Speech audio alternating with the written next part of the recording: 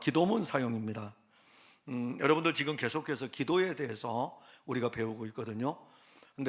그런데 우리가 기도를 배울 적에 다 우리가 그런 것들을 습득해 가지고 사용할 수 있으면은 얼마나 좋겠습니까? 그런데 사실 그러지 못합니다. 그래도 상관없어요. 우리가 이것을 시험을 봐서 하는 것이 아니고 여러분들이 배운 것에 대해서 하나라도 여러분들에게 남아 있으면은 그것을 사용하시면은 되는 것입니다. 그러면서 이렇게 이제 자라가는 것입니다. 이제 오늘은 기도문의 사용입니다. 자, 여러분, 오늘 우리가 읽었던 본문 말씀이 주님이 가르쳐 주신 기도입니다. 주님이 가르쳐 주신 기도. 예수님께서 기도를 가르쳐 주셨고 그것을 마태도 기록을 했고 누가도 기록을 했습니다. 그리고 성경 66권 두 권의 기록을 해가지고 딱 남겨놓았습니다. 시간이 지나서 오늘 우리들은 주님이 가르쳐준 기도가 얼마나 좋은 기도인지를 알도록 하기 위해서 주기도문 해가지고 글로 써가지고 여러분들이 가지고 있는 성경책 맨 앞에 주기도문으로 실려 있습니다. 자, 기도문을 여러분들은 써서 기도하는 것에 대해서 어떻게 생각하십니까? 예전에 우리 어르신들이 이제 신앙생활 할 때에 처음 교회를 온 사람들이 이렇게 물어보죠. 목사님, 제가 기도를 잘못해서 그러는데 기도 좀 써주실 수 있을까요? 물론 전혀 모르기 때문에 기도를 써줄 수 있죠. 근데 또 이제 담임 목회자 입장에서는 품어야 되기 때문에 그렇게 이야기를 하지만은 하필이면 또 권사님한테 가서 이야기했네요. 권사님은 교회 오래 다니고 교회를 정말 기도를 유창하게 잘하는데 내가 이번에 기도를 해야 되는데 기도문 좀 써줄 수 있냐고. 근데 그래도 성품이 좋은 권사님한테 이야기하면 괜찮은데 성품이 안 좋은 권사님한테 이야기하면은 아직까지 교회 다니면서 기도도 못하냐고 하면서 그걸 써가지고 하려고 그러냐고 이런 이야기를 한 시대도 있었습니다. 기도는 글을 써서 해도 되고 기도는 글을 쓰지 않고 해도 됩니다. 우리가 새벽에 나와서 기도할 때에 누가 글을 써서 새벽에 기도하겠습니까? 그러나 우리가 또 때로는 글을 써서 기도할 수도 있습니다. 이제 그 부분에 대해서 보려고 하는데 성경 안에도 기도문들이 있습니다. 그러니까 여러분들이 기도를 할 때에 오늘 기도를 한 사남전도의 총무님 기도문 써서 하셨어요? 그냥 하셨어요? 써서 했대요. 써서 했다고 여러분들이 보면서 기도문을 써서 한 거지 어쩐지 이렇게 하지는 않죠. 기도문 쓰기 위해서 많이 시간 투자했죠. 시간 투자 많이 했죠. 왜냐하면 사남전도의 헌신 예배에 기도를 맡았기 때문에 그 기도를 하기 위해 가지고 시간을 아마 많이 들였을 것입니다. 왜냐하면 수정도 하기도 하고 자기 자신의 신앙이 거기에 다 나와야 되기 때문에 기도문 하나하나를 쓰게 되죠. 성경에는 그러면 기도문들이 있느냐? 있죠. 일단 예수님이 가르쳐준 기도가 실려 있고 그 다음에 출애굽을 하고 난 이후에 미리암의 찬송 같은 경우에는 사실 하나님을 향한 기도 찬송이죠. 모세의 기도도 시편에 또 있고 그뿐만이 아니라 성경에만 기록된 것이 아니고 신앙의 위인들이 남긴 기도문들이 있습니다. 여러분들은 잘 모르겠지만은 저는 어차피 역사를 전공했기 때문에 앞서간 신앙의 선진들이 기도를 남긴 것들이 있어요. 그래서 이제 그런 기도를 남긴 글들을 이렇게 쭉 읽어보게 되면은 그들의 신앙이 어떠한지를 알게 됩니다. 아마 코로나 전에 우리 교회에서 기도회를 인도할 적에 제가 오후 기도회를 인도할 적에 기도의 글을 읽었던 적이 있어요. 그 기도의 글이 어디서 가져온 거냐면 아우구스티누스가 기도문 남긴 것을 그대로 가져와 가지고 아우구스티누스가 굉장히 유명한 사람입니다. 교계에서 글을 그러니까 우리가 신앙생활 하면은 우리가 공부를 할 때 이렇게 따라갑니다. 우리는 개혁주의 신앙이기 때문에 칼빈이죠. 그러면 칼빈을 따라가야 된다. 칼빈을 따라가는 것은 아우구스티누스를 따라가는 것이다. 아우구스티누스를 따라가는 것은 바울을 따라가는 것이다. 바울을 따라가는 것은 예수님을 따라가는 것이다 라고 할 정도로 이 아우구스티누스가 그 많은 성경의 이 교회 역사의 인물들 가운데 아우구스티누스가 대단한 인물이라고요. 근데 그도 기도문을 썼어요. 기도문을 써가지고 기도문을 남겼고 역사에 남겨놓은 그 기도문들이 오늘 우리들에게도 읽혀지고 있습니다. 그러니까 신앙의 위인들도 기도문을 남겼어요. 그러면 왜 기도문을 사용하면 좋을까? 기도에 대한 일단 성의죠. 왜냐하면은 우리가 예배를 드리러 올라올 때에 공예배 같은 경우에는 공적인 예배에서 기도문을 사용하게 되면은 그 기도를 작성하기 위해서 개인이 기도하게 되고 그 글을 쓰면서 수정도 하게 되면서 하나님이 어떤 분이신지에 대해서 다시 한번 찾아보기도 하고, 그리고 또 이런 기도문을 작성하면서 조금 어렵다, 앞에 있는 부분을, 제가 오늘 기도문이기 때문에 우리 사남전대 총무님이 기도하는 것이 어떻게 배치가 되어 있는지도 이렇게 생각하면서 봤는데 정말 잘 배치를 했더라고요. 하나님의 영광을 찬양하는 것과 그 영광 앞에 나온 우리들의 연약의 비참한 모습에 죄인의 모습을 고백하는 것과, 그리고 그리스도의 피로 씻김을 받는 그 은혜, 그 은혜로 다시 한번 힘을 얻어서 한 몸의 교회로 세워져가는 이 부분들이 쫙 바르게 아주 형성이 되어져 있더라고요. 왜냐하면 그렇게 쓰려면은 보통 이게 기도에 대한 어떤 틀을 위해서 써놓고 이 부분을 앞으로 배치하든지 뒤로 배치하든지 이런 과정을 통해서 영적인 성의가 이제, 왜냐하면 준비를 하게 되니까는 영적인 성의가 있게 되고, 그 다음에 성의만 있는 것이 아니라 신학적으로 우리가 볼 때에 내가 가지고 있는 신앙의 모든 것이 기도에 함축되어 나오거든요. 그래서 그 부분들을 우리가 또 찾을 수가 있게 됩니다. 기도문을 쓰지 않으면 어떤 일이 벌어지냐면은 기도의 내용이 한 페이지면은 그 기도한 사람을, 기도문을 쓰지 않고 기도한 사람의 기도를 기도문으로 옮기게 되면 적어도 한 5분의 1 정도는 하나님 아버지가 계속 들어갈걸요. 한마디도 가기 전에 하나님 아버지, 한마디도 가기 전에 하나님 아버지, 계속 중복이 되어서 나오는 단어들이 있다고요.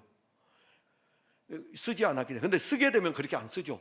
글을 쓰게 되면, 기도문을 쓰게 되면은 하나님 아버지 예를 들어서 하나님 아버지 거룩하시고, 하나님 아버지 영광스럽고, 하나님 아버지 이렇게 하면서 하나님 아버지 계속 안 들어가고 하나님 아버지는 거룩하시고 영광스럽고 그 생명이 풍성하고, 이렇게 기도문을 작성을 할 수 있게 되는 것입니다.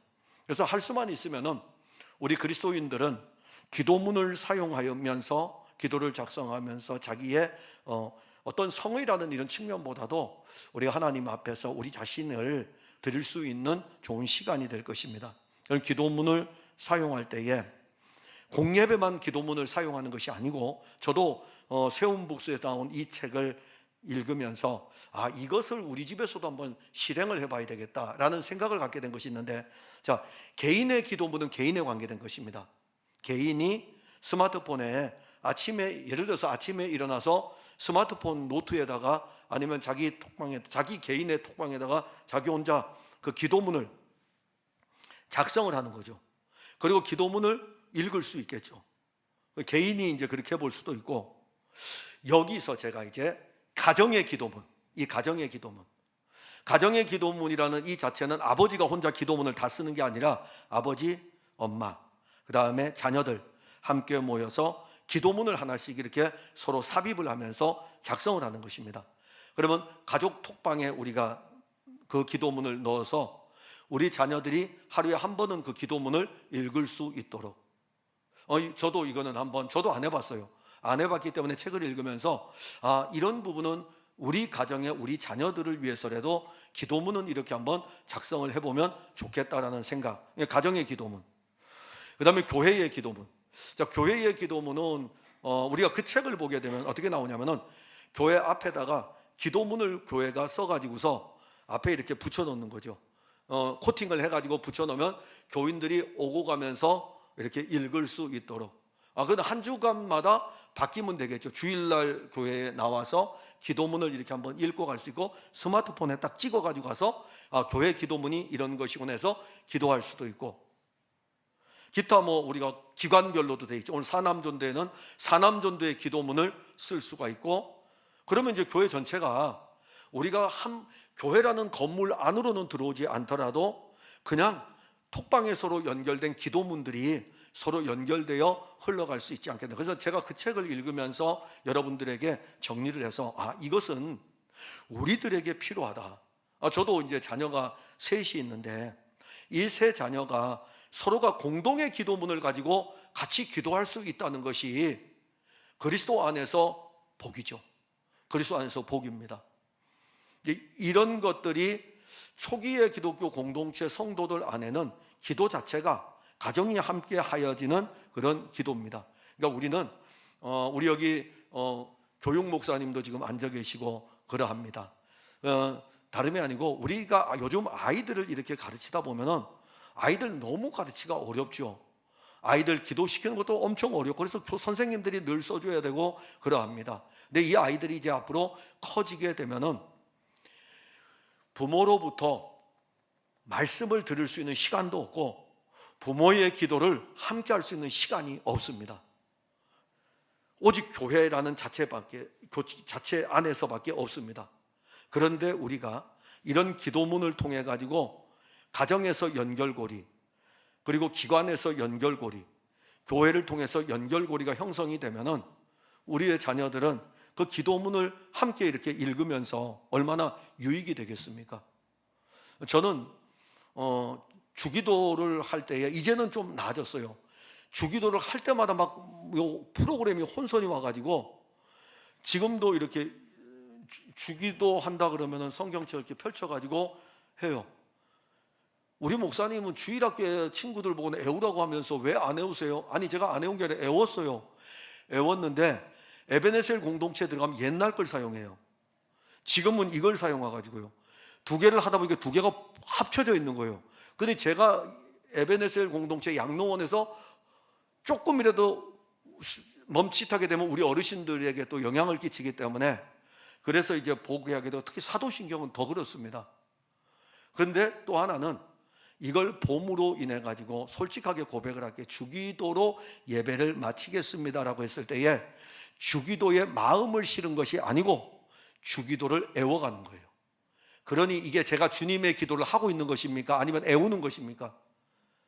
그래서 제가 여러분들에게 사도신경을 할 때에도 보고하시라고, 내 신앙을 고백하는 것이고 주기도를 할 때에도 보고하셔요. 여러분들이 못 외워서가 아니라 주님이 이렇게 기도한 것을 우리도 그 기도를 같이 하고 있는 것입니다. 기도문이 그래서 우리에게 필요합니다. 또 하나는 기도문을 그러면 사용할 때의 유익이 무엇일까? 이제 여기에 보면은 제가 1번에 여러분들에게 다 말씀을 드렸어요. 개인이 기도문을 작성해서 읽으면서 기도하는 것은 매우 유익하기 때문에 한번 여러분들 해보셔요. 한번 해보시면 거기에 기도문을 쓰기 위해서 정성을 들이고 진솔한 자기의 고백이 들어가고 이제 좀 더 들어가면 뭉뚱거려 가는 것이 아니라 구체적으로 이제는 작성을 할 수 있게 될 것입니다. 앞에서 지금 저기 나오지만은 제가 조금 전에 언급한 것처럼 기도문을 매일이나 매주 아니면 월 단위로 바꾸어서 나름대로 가정에서 우리는 매주마다 이렇게 바꾸어서 기도문을 만들어서 같이 우리가 해보자. 그래서 그 매주마다 하나씩 해가지고 스마트폰에 담아서 같이 이렇게 기도하는 것이죠. 그리스도인은 기도를 할 수 있는 방법을 찾아야 돼요.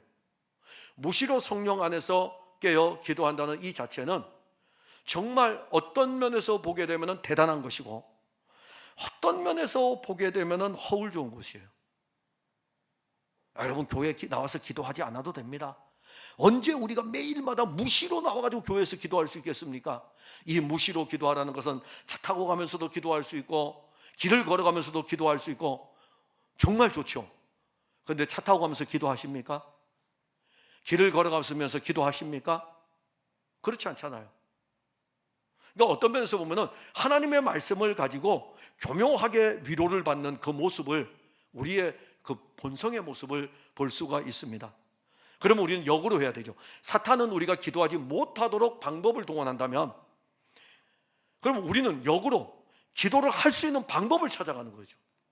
기도를 할 수 있는 방법을 찾아가는 것은 결국에는 가정을 통해서, 기관을 통해서, 교회를 통해서 기도문을 써가지고 같이 나누어주고 같이 한번 이렇게 아침에 일어나서 읽는 것입니다. 저녁에 잠자리에 들 때에도 그 기도문을 보고 기도하고 난 다음에 잠자리에 들고, 그리스도인은 기도를 할 수 있는 방법들을 찾아내면 되죠. 왜냐하면 주님이 기도하라고 말씀하셨으니까요. 자, 그러면 이제 우리가 가정으로 왔을 적에 가정의 공동 기도문을 만들고, 가족이 함께 이제 공동 기도문을 만들게 되면 함께 그 기도문을 읽으면서 기도하는 게 바람직하죠. 이제 사실 우리가 깨어진 것 중에 하나가, 여러분들이 생각할 때에는 지금 우리 교회뿐이 아니라 한국 교회의 문제가 뭐냐면은 주일학교입니다. 그 다음에 SFC예요. 학생들. 더 나아가면 청년들은 뭐 말할 것도 없고. 자, 그러면 우리가 생각할 때는 교회가 무너졌다고 생각합니까? 가정이 무너졌다고 생각합니까?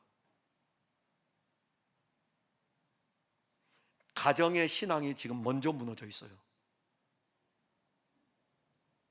저는 자녀들을 다 키웠습니다. 지금 자녀들을 키우고 있는 분들도 있을 것입니다.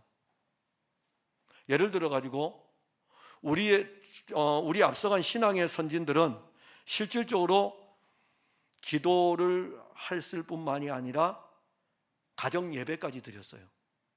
가정 예배까지. 제가 초기에 목사 안수를 받을 적에 그 부분이 우리의 면접이었어요. 그리고 장로 고시를 볼 때 장로들에게 면접도 그거였어요. 가정 예배 드립니까? 근데 제가 고시위원이 돼가지고 들어갔는데 고시위원이 한 7명이거든요. 어느 누구도 한 사람도 안 물어봅니다. 왜 그럴까요? 불편한 거 물어보지 말자 이겁니다. 옛날에는 다 물어봤어요. 앞으로 장로님 되시면 가정예배 드리실 겁니까? 얼마나 되게 난감한 질문입니까? 아니, 아예 새벽 예배부터 다 언급이 돼요. 그 기본이었다는 것입니다. 이게 무너졌다고요. 가정에서 무너졌어요. 근데 이 공을 이제 누구한테 넘깁니까? 교회 학교가 책임을 지라 이겁니다. 근데 교회 학교는 부모는 이제 그 역할을 하는 거죠. 아이를 교회로 밀어놓는 거죠. 그럼 아이가 왔어요. 교회 학교에서 교육을 합니다. 기도문을 가르칩니다. 집으로 돌아가면요, 아이에게 기도문을 써서 같이 합니까? 안 합니까? 안 하잖아요. 결국에는 공동의 문제죠. 교회와 가정의 공동의 문제입니다. 우리는 작은 것부터 실천하는 거죠. 개혁이라는 것은 큰 틀의 개혁이 아니라 작은 것부터, 우리가 영적으로 무너지는 이 상황에서 어떻게 하면 이것을 세울 수 있을까? 작은 것부터예요. 예를 들어서 기도로 온다면은 가정에 한번, 우리도 그래. 오늘 이 말씀을 여러분 들으면서 맞다. 저는 이 책을 보면서 그래, 이거 한번 우리 집에 시행을 해봐야 되겠다. 가정의 기도문을 한번 만들어 봐야 되겠다. 그래서 이제 우리 사위가 있고 딸은 나가 있으니까는 우리 아들 둘이 같이 살으니까 아들 둘하고 4명이 모여가지고 야, 기도문을 한번 작성해 보자. 그래, 작성한 그 기도문을 스마트폰에 우리 가족방에 올려놓고 같이 이렇게 한 번씩 하는 거죠. 저는 이 책을 읽으면서 나도 한번 실행을 해봐야 되겠다. 그리고 우리 가족들이 볼 수 있도록 더 크게, 그 집에 들어가는 우리 애들 둘 방에다가 그냥 크게 써가지고 딱딱 이렇게 붙여놓는 거죠. 들어가도 보이고 나와도 보일 수 있도록. 그러면 계속 이런 기도를 해야 되는구나 라는 것을 알게 되겠죠. 그러면서 이 기도문을 작성할 때 길면 안 되죠. 사실 기도문이 길면 2문장 이상 가면 안 돼요. 한 문장으로 탁 하면서 기도문을 해가지고 마치 10계명, 1계명, 2계명, 3계명 이런 것처럼 기도문을 작성을 해서 구체적인 기도 내용들을 우리 아이들에게 가정의 기도를 만드는 것입니다. 그 다음에 교회도, 가정뿐만이 아니라 교회도 공동의 기도문을 교인들이 사용하도록 해야 되는데, 여기서 이제 조심해야 될 것이 하나 있어요. 우리가 가톨릭에 예전에 참석하든지, 제가 공부를 할 때에 원래 저는 개혁주의 신학을 했어요. 그래서 이제 역사는 개혁주의와는 다르기 때문에 만약에 교리적이었으면은 제가 아마 연합신학을 안 했겠죠. 그러나 역사에 대한 부분은 다양한 사람들이 있기 때문에 한번 연구하고 싶어가지고 연합신학을 선택해서 공부를 했습니다. 처음에 어려웠던 거, 감리교 목사님이 집례를 하는데 저하고 다른 거예요. 딱 틀이 있는 거예요. 그 틀에 기도문까지 다 써 있는 것입니다. 그래서 인도자가 읽으면 회중이 읽는 거예요. 따라서 기도문이 다 써 있어요. 근데 그게 와, 이분 대단하다 이렇게 처음엔 생각했어요. 이런 거까지 다 써서 하는구나. 그런데 얼마가 지나고 나서 또 감리교 목회자가 성찬을 학교 다닐 때 경건회를 하니까 성찬을 집례를 했어요. 똑같아요. 다른 분이 해도. 왜냐하면 그 감리교 기도문이, 성찬에 기도문이 있기 때문에. 가톨릭도 예전에 그 기도문들이 정해져 있습니다.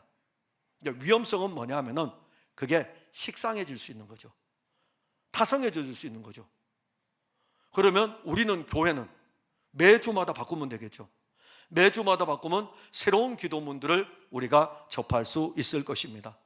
교인들은 스마트폰이라든가 아니면은 연세 드신 분, 오늘 여러분들에게 요청이 들어왔어요. 이 PPT로 되어 있는 것을 프린트를 해서 달라 해가지고 우리 우종명 집사님이 일일이 다 이 PPT로 인쇄하면은 컬러가 다 나오기 때문에 다 아래 한글로 긁어 와가지고 한 15부 복사를 해서 우리 어르신들이 볼 수 있도록 그렇게 해 놓았습니다. 기도문도 우리가 그렇게 같이 나누면 좋겠죠. 제가 다음 주부터는 시행을 할게요. 다음 주부터는 제가 주일날 공예배에 기도하는 기도문을 딱 카피해가지고 한 50부 정도 카피해가지고 주보를 나눌 때 필요한 사람들 가져가시라고 같이 이렇게 올려놓도록 하겠습니다. 그래서 한 번씩은, 한 번쯤은 이 기도문 안에 있는 것들을 살펴보면 더 유익할 것 같습니다. 제가 오늘 그래서 기도하면서 기도 시간을 재봤어요. 8분에 시작했어요. 11시 8분에 기도하고 기도를 마치고 눈을 뜨니까는 11시 13분이더라고요. 그러니까 찬양 기도 멘트가, 기도송이 끝나고 나서 딱 보니까 11시 13분이더라고요. 한 4분 정도, 5분이 채 안 되게 기도를 저도 하는 것 같아요. 그래서 여러분들도 함께 이렇게 기도문 쓰는 법들을 한번 훈련을 해보면 좋겠다. 그리고 교회의 기도문을, 여러분들이 이제 기도를 할 때에는 기도문을 써가지고 오게 되죠. 그러면 하나님께서 이 교회에 필요한 것들이 무엇인지, 아니면 가정을 위해서 기도문을 쓸 때는 하나님은 이 가정을 통해서 어떤 것들을 이루기를 원하실지, 이런 것들에 대해서 우리가 기도문을 작성할 수 있습니다.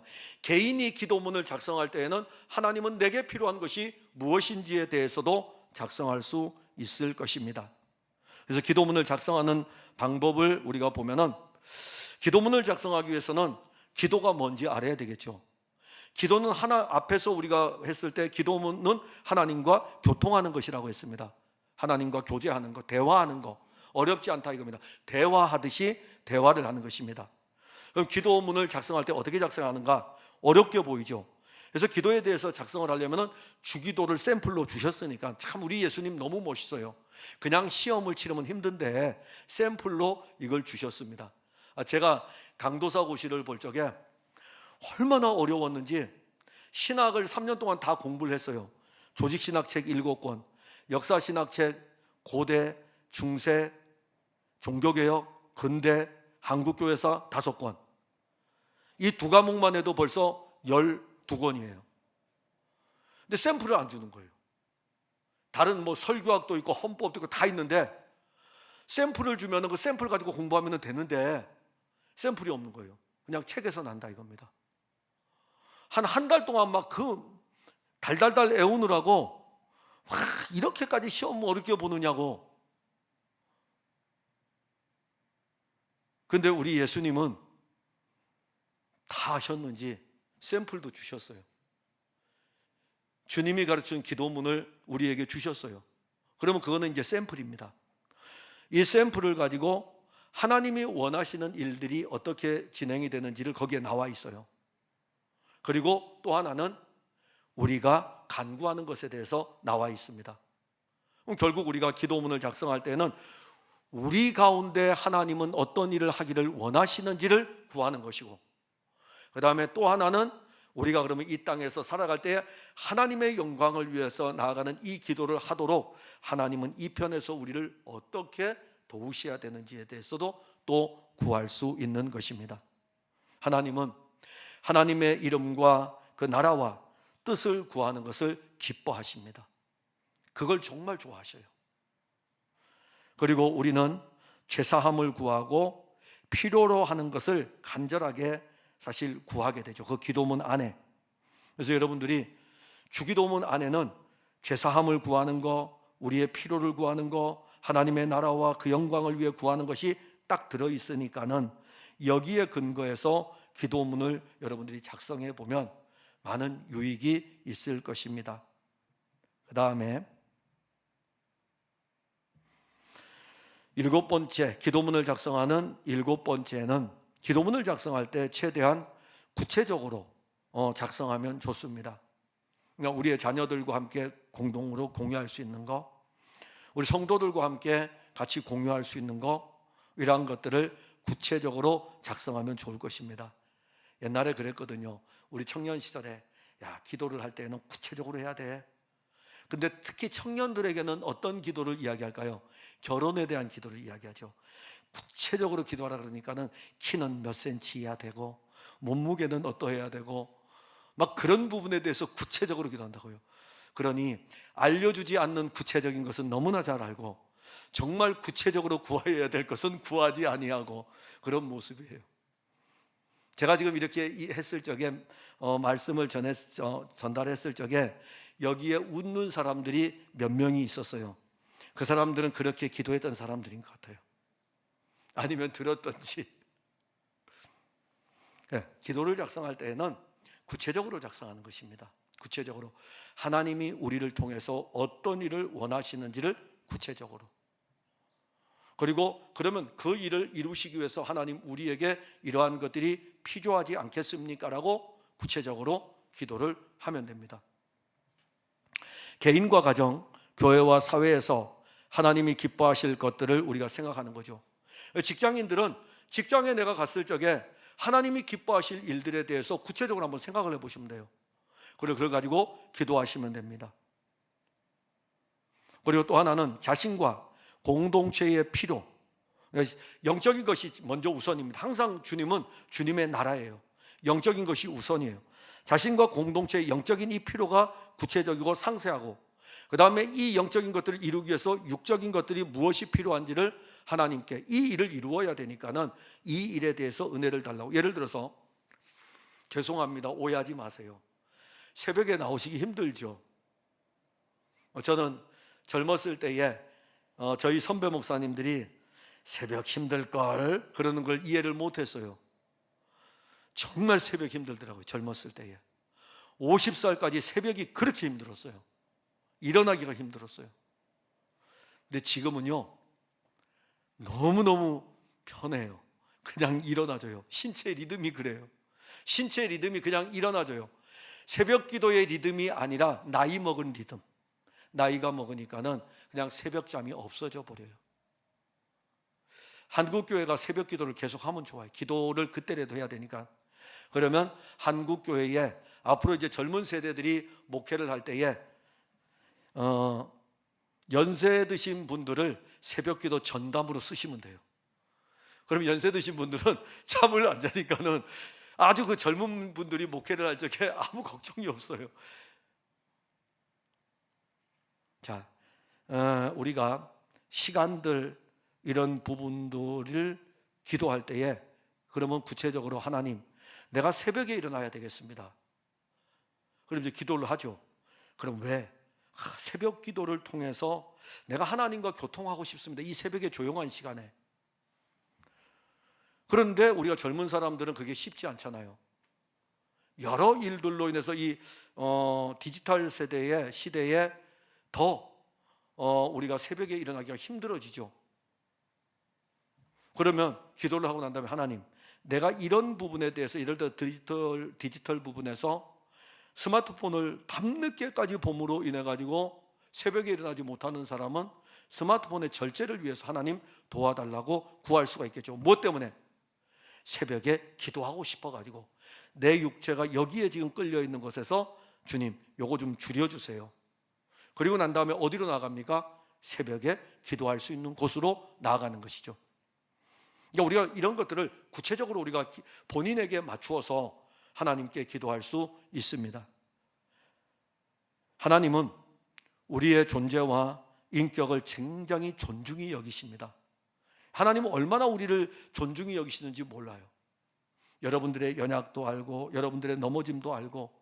다빈 목사는 그렇게 해놓고 또 해 이렇게 하지만은 주님은 그렇게 말씀 안 하셔요. 주님은 정말 인격적이시고 주님은 여러분들을 존중합니다. 그러면서 우리를 통해서 우리의 입술의 소원과 고백이 하나님께로 향할 때에 우리 주님은 그걸 너무너무 좋아하십니다. 글로써 탁 써가지고 한번 이렇게 우리가 고백을 해보는 거죠.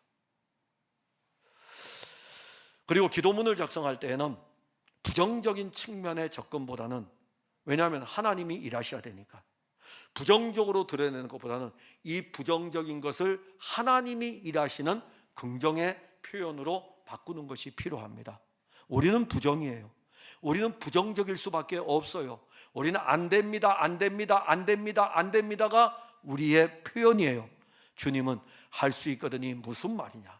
믿는 자에게는 능치 못할 것이 없느니라. 된다, 된다, 된다. 내가 일한다 이겁니다. 이게 기도 안에 들어가는 거죠. 이게 기도 안에 들어가는 거예요. 그러면 이제 우리의 기도는 부정을 통해서 긍정으로 나아가게 되고 우리를 통해서 하나님의 일하심으로 나아가게 되는 것입니다.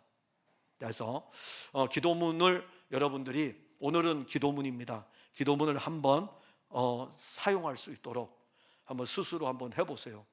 그리고 스마트폰에다가 본인이 이렇게 다른 사람에게 톡을 보내듯이 자기 자신에게 글을 써보셔요. 하나님께 기도하는 기도문을 써서 이 기도가 여러분들에게 일상화될 수 있도록, 기도문을 쓰는 것이 일상화될 수 있도록, 가정 공동체도 일상화될 수 있도록, 교회도 낮 예배의 목회 기도를 한번 얹어놓고 우리 교인들이 함께 볼 수 있도록, 일상화될 수 있도록 공동의 기도문들이 함께 매주마다 이렇게 바뀌면서 함께 기도하는 아름다운 공동체로 자라가기를 바랍니다. 기도하겠습니다. 하나님 감사합니다. 참 우리가 기도하는 사람입니다. 우리를 구원하여 주셔서 하나님과 교제하기를 원하십니다. 이 교제가 기도인 것입니다. 어떤 사람은 벙어리와 같을 수가 있고 어떤 사람은 어린아이와 같아서 언어의 깊이가 깊지 않을 수도 있습니다. 그러나 어린아이면 어떻습니까? 어린아이의 엄마, 아빠를 부르는 그 소리도 부모를 기쁘게 하는데, 하물며 우리의 입에서 나오는 하나님 아버지의 이 고백을 하나님을 얼마나 기쁘시게 하겠습니까? 주님, 개인이 기도문을 써보고 가정이 기도문을 만들어보고 교회가 공동의 기도를 만들어보고 여전도회, 남전도회들이 기도문을 만들어보고, 특히 오늘 사남전도회들은 참으로 이 시대의 다음 세대들로서 신실한 주의 일꾼들입니다. 이들도 기도문을 써보면서 가정에서, 자녀들에게서, 직장에서 기도가 하나님의 뜻을 이루어가는 놀라운 일인 것을 볼 수 있게 하여 주옵소서. 예수님 이름으로 기도하옵나이다. 아멘.